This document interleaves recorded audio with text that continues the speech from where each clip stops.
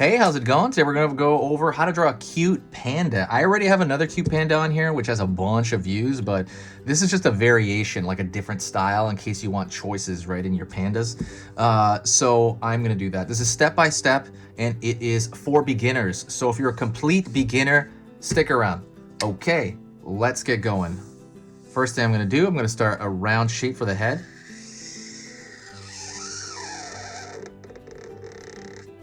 All right. And just any round shape will do. And next thing I'm going to do, I'm going to draw a circle for the eye. And I'm going to draw it huge. I'm going to do that kind of look. And then I'm going to draw a circle for the other eye.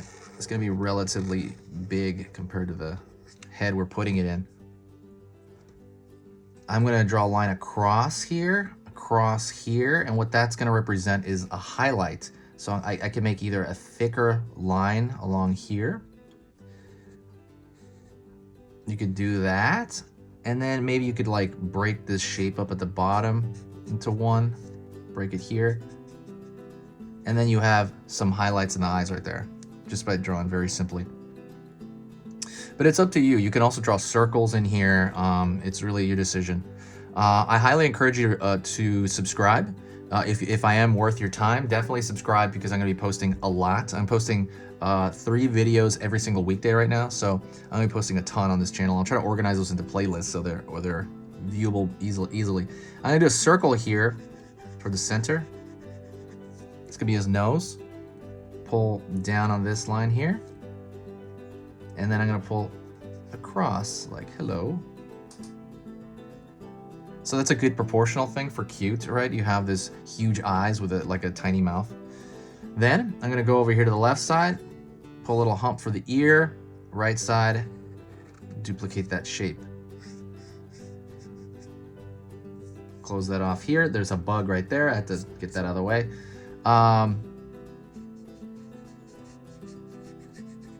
Over here, fill that in. I'm gonna find the body now, and the body, it's gonna be a circle as well, but a smaller circle. I'm gonna leave that open right there because what I wanna do is I wanna find the feet. Well, not really, actually I could close it off. Let me close it off here.